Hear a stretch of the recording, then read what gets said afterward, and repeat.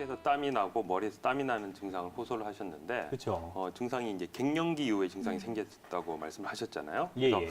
갱년기라는 것은 이제 그 난소의 노화로 인해서 여성 호르몬 분비량이 떨어졌을 때 나타난 증상들을 얘기를 하거든요. 그래서 보통 40대 중반부터 한 50대 중반까지 이런 여성분들한테 나타나는 증상으로 가장 흔한 증상은 이제 얼굴 쪽으로 열이 이렇게 달아오르는 그런 안면 홍조 증상이 생길 수 있고요. 그다음에 얼굴이 화끈거린다든지 이런 것들과 동반이 돼서 이 환자분 같이 땀이 나는 경우가 많습니다. 그래서 얼굴이라든지 상체 쪽에 갑자기 땀이 훅 났다가 식는 그런 식은땀 증상이 잘 나타날 수 있고요.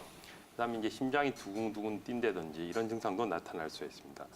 그리고 이제 갱년기 증상이 생기면 이런 신체적인 증상 말고 자율신경계에 영향을 줘서 정서적인 문제도 생길 수가 있거든요. 그래서 두통이 생긴다든지 불면증이 생긴다든지 그다음에 뭐 신경이 아주 예민해져서 초조해진다든지 우울증이 온다든지 이런 것들로 동반될 수 있기 때문에 꼭 이런 얼굴에 열감이 나타나는지 땀이 안 난다 하더라도 이런 증상이 생기면 갱년기일 수 있다 이렇게 보실 수 있습니다.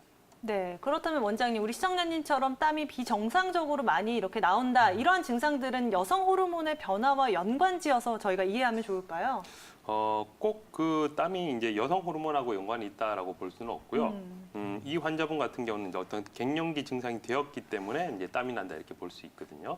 그래서 어쨌든 이 환자분은 만약에 이제 땀이 나는 게 평소에 원래부터 나던 분 같았으면은 당연히 이제 그런 쪽으로 관련을 시킬 수 없지만은 이분 이제 그 상담하실 때도 폐경 이후에 갱년기 증상이 되었을 때 땀이 나기 시작했다고 했기 때문에 이것은 거의 한 90% 이상은 이쪽 갱년기 증상과 관련돼서 흐르는 땀이다 이렇게 볼 수 있습니다. 그렇군요. 그런데 또 시청자님 증상에 보면은 유독 이 머리 부분에, 상체 부분에서 땀이 많이 난다고 했잖아요. 네. 한의학에서는 이러한 증상을 어떻게 보고 있나요? 네.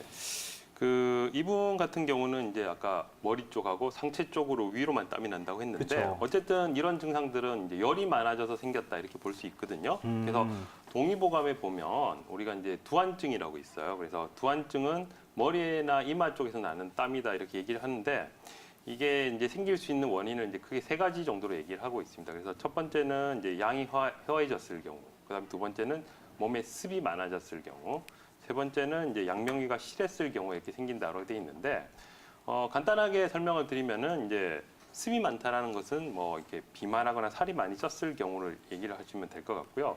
그다음에 양명위가 실하다는 거 열이 많다 이렇게 이해를 할 수 있거든요. 그래서 이 환자분 같이 이제 갱년기 증상이 생겼을 때 열이 나는 이유는 실제로 이제 뭐 이분 같은 경우 체형이 비만해서 땀이 나거나 열이 날 수도 있지만은 보통 이런 거는 한방에서는 이제 신장 기능이 허해졌다든지 음이 허해졌을 경우에 이제 열이 위로 뜨는 현상이 생길 수 있거든요. 그래서 그런 거를 음모화동이라고 하는데 이런 병기가 깔려 있기 때문에 이제 위로 열이 뜨고 땀이 난다 이렇게 볼 수 있습니다. 우리 어머님과 같은 증상을 호소하시는 분들이라면 어떤 생활 수칙을 지키는 게 좋을지 정리를 해주실까요?